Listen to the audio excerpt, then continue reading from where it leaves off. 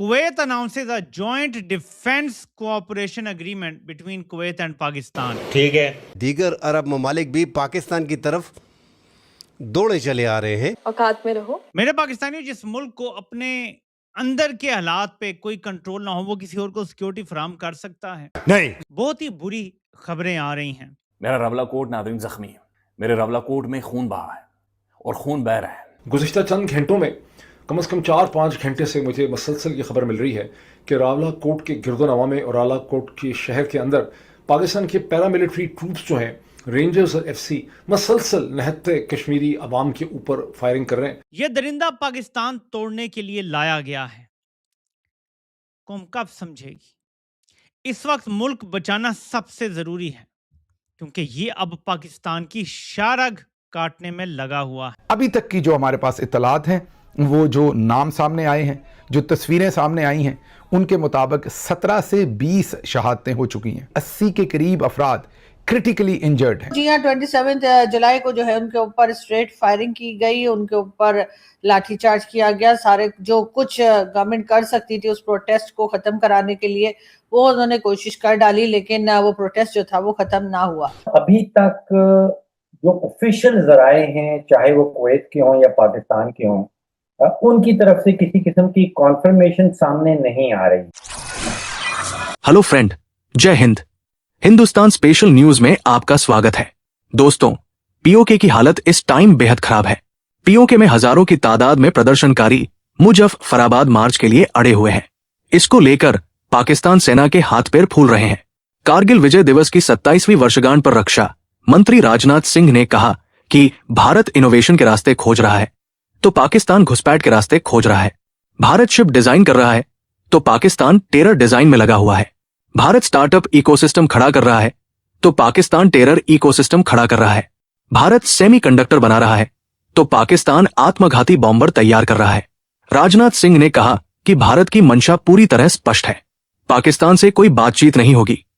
اگر بات چیت ہوگی بھی تو صرف پاکستان کے قبضے والے کشمیر POK پر ہوگی، جو بھارت کا ابھن حصہ ہے اور جس پر پاکستان نے اویدھ قبضہ کر رکھا ہے.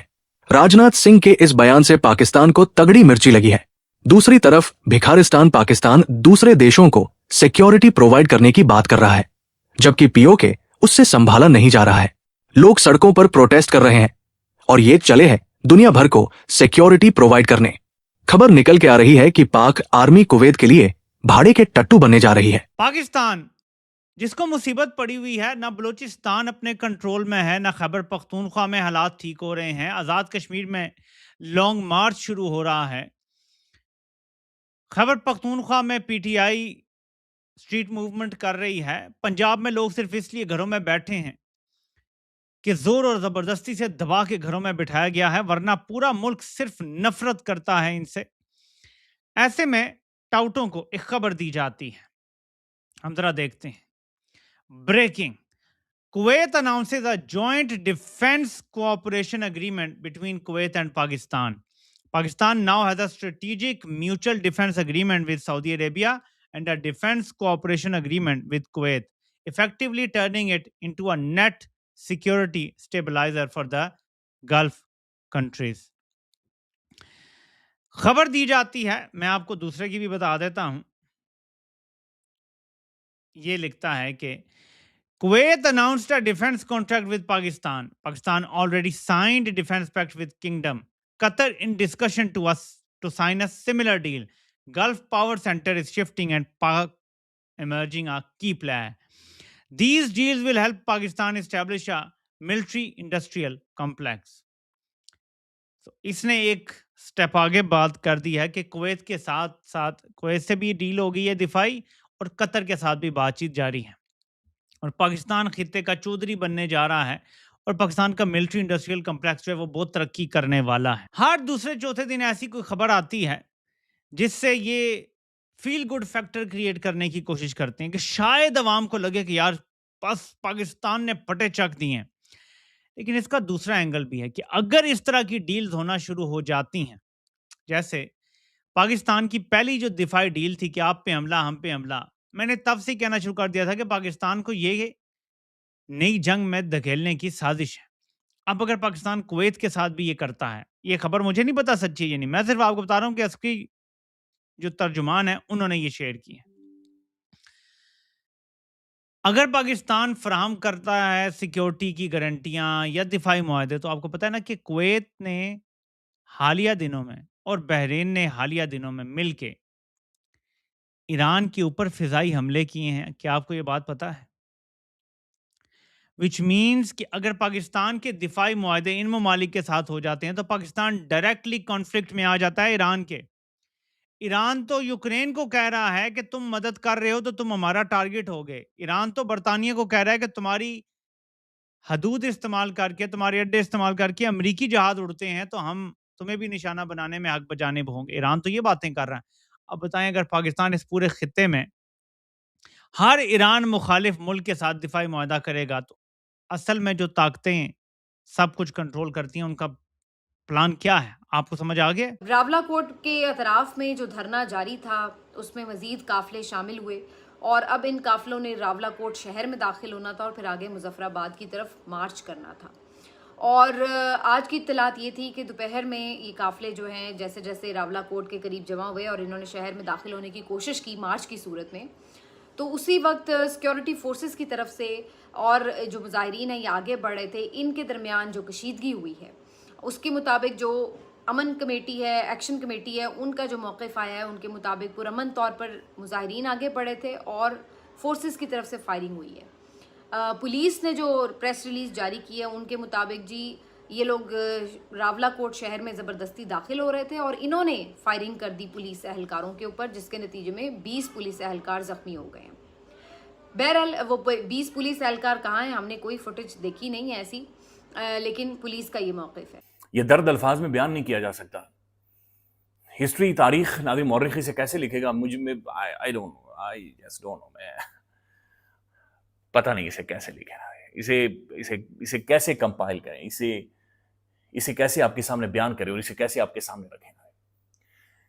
ذمہ داری کس کی ہے؟ یہ مریم نواز نے, میں دیکھ رہا تھا ابھی ویڈیو شیئر کیا جہاں پر پٹاخے پھوٹ رہے ہیں, گولے پھوٹ رہے ہیں, مختلف شہروں میں نادی سیلیبریٹ کیا جا رہا ہے کہ الیکشن میں 10 ووٹ پڑ گئے, 20 ووٹ پڑ گئے. لعنت ایسے ووٹوں کے اوپر, لعنت ایسی جیت کے اوپر, لعنت ایسی پولیٹکس کے اوپر, لعنت ایسی سیاست کے اوپر اور لعنت ایسی سیاسی وکٹری کے اوپر نادی کہ ایک کونے میں ناظرین لوگ مر رہے ہیں, لوگوں کی جانیں جا رہی ہیں اور دوسرے کونے پر آپ ڈھول بجا رہے ہو. کس لیول کی ناظرین یہ بے غیرتی ہے, کس لیول کی یہ بے شرمی ہے, کس لیول کی یہ جہالت ہے اور کس لیول کا پھدو یہ عوام کو آ کر لگا رہے ہیں. اور آج بھی یہ بتا رہے ہیں کہ جناب یہ الیکشنز لڑ رہے ہیں اور الیکشنز ہو رہے ہیں اور الیکشنز کیمپین ہو رہی ہیں اور ہم الیکشنز جیت رہے ہیں اور الیکشنز ہار رہے ہیں. یہ بالکل ایک ڈھونگ ہے, یہ بالکل ایک بکواس ہے. دنیا بھر میں نہیں ہوتا ایسا. ہم اپنی آنکھوں کے سامنے دیکھ رہے ہیں, ہم خود رپورٹ کر رہے ہیں. کل تک ہم رپورٹ کرتے رہے انڈیا کے اندر نادی 10 لاکھ بندہ, پتہ نہیں 12 لاکھ بندہ نکل آیا, نہیں ماری گئی گولیاں, نہیں لوگ مرے, نہیں لاشیں گری. نادی ہم کیوں لاشیں اٹھا رہے ہیں, ہم کیوں لاشیں اٹھا رہے ہیں نادی؟ تو خبریں یہ ہیں کہ بہت وائلنس ہے. اگر آپ ٹویٹر کے اوپر دیکھیں اور فیس بک پہ جو راولہ کوٹ کمیونٹی کے پیجز ہیں وہاں آپ بہت سی فوٹیج دیکھ سکتے ہیں.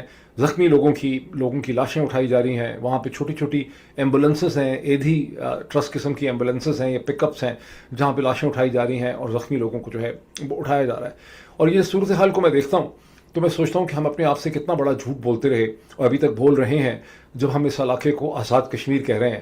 اس کی جو نیوٹرل ٹرم ہے وہی ہونی چاہیے جو اقوام متحدہ استعمال کرتا ہے, پاکستان ایڈمنسٹریٹ کشمیر اور پاکستان کنٹرول کشمیر. لیکن پاکستان کی تو صورتحال یہ ہے کہ پاکستان کے اندر سے مسلسل جھوٹ, اگر جھوٹ نہیں تو انتہا درجے کی ڈس انفارمیشن, مبالغہ آرائی امٹ کے ہمارے سامنے آتی ہے. پاکستان کے جتنے اخبارات ہیں ان کے اندر ڈس انفارمیشن کی جاتی ہے. ابھی بھی مزید اس کا میں ذکر کروں گا, جس کی وجہ سے پہلی اسٹرگل تو آپ کو یہ کرنی پڑتی ہے کہ سچ اور جھوٹ کو آپس میں الگ کرنا پڑتا ہے. پھر اس جو پاکستان ریلیٹڈ سچ ہے اس کو بولنا بھی بڑا مشکل ہے, بیکاز اصل تو ابھی بھی نہیں ہم بول سکتے. آج کی تاریخ لکھ لیجئے گا, 28 جولائی 2026. آج کے دن پاکستانی ملٹری جنرلز نے کشمیر کی جو صورتحال ہے اس کو مستقل طور پر تبدیل کر دیا. صورتحال جتنی بھی بری ہو ہمیں ہمیشہ اس میں سے پازیٹیو رہنا چاہیے, لیکن مجھے لگتا ہے کہ جو معاملات جس حد تک آج پہنچا دیے گئے ہیں, مجھے ایک اور بلوچستان بنتا ہوا نظر آ رہا ہے یا شاید اس سے بھی خطرناک صورتحال. بہرحال آج کشمیر کے اندر ابھی تک کی جو ہمارے پاس اطلاعات ہیں, وہ جو نام سامنے آئے ہیں, جو تصویریں سامنے آئی ہیں, ان کے مطابق 17 سے 20 شہادتیں ہو چکی ہیں. नंबर तो कहीं बड़ा लिया जा रहा है, कहा जा रहा है कि 80 के करीब अफराद क्रिटिकली इंजर्ड हैं और ये अब से चंद घंटे पहले के नंबर्स हैं। लोग अभी तक वापस घरों को नहीं गए, आंसू गैस फेंकी गई, सीधी स्नाइपर्स के साथ गोलियां मारी गईं और लोगों का कत्लेआम किया गया। हॉस्पिटल्स के ऊपर जो है वो कब्जा किया गया। जब जख्मियों को लाया जा रहा था तो हॉस्पिटल्स के ऊपर भी कब्जा था। कहने का मतलब ये है कि वहां से कोई लाश बाहर ना जा सके, इस चीज का कब्जा है और इस वजह से बहुत सारे लोग डरते हुए उन हॉस्पिटल्स का रुख नहीं कर रहे और उनके प्यारे जो बच सकते थे उनकी जानें जा रही हैं। इस वक्त हॉस्पिटल्स के अंदर 80 से ज्यादा शदीद तरीन ये क्लेम किया जा रहा है कि जख्मी ऐसे लोग जिनमें से शायद काफी सारे बच ना पाए, खुदा न खास्ता, उनकी जिंदगी और मौत की कश्मकश भी हॉस्पिटल्स के अंदर चल रही है।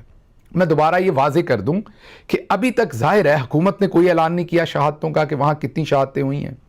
कश्मीर एक्शन कमेटी का भी बाज़ाब्ता ऐलान नहीं है, लेकिन उनके रहनुमाओं की वीडियोस हमारे सामने मौजूद हैं, उनके ट्विटर अकाउंट से किए हुए ट्वीट्स हमारे सामने मौजूद हैं और उस सब से, और जो ऐनी शाहिदीन हैं, जो वीडियोस हैं, जो जर्नलिस्ट हैं ग्राउंड के ऊपर, उन सब से बात करके जो हम राय कायम कर रहे हैं वो ये है कि 20 से 30 के करीब कहीं शहादतें हुई हैं अभी तक। अब आगे ये नंबर बढ़ जाए क्योंकि कश्मीरी पीछे नहीं हट रहे, अभी भी खड़े हैं और वो एहतजाज को जारी रखे हुए हैं।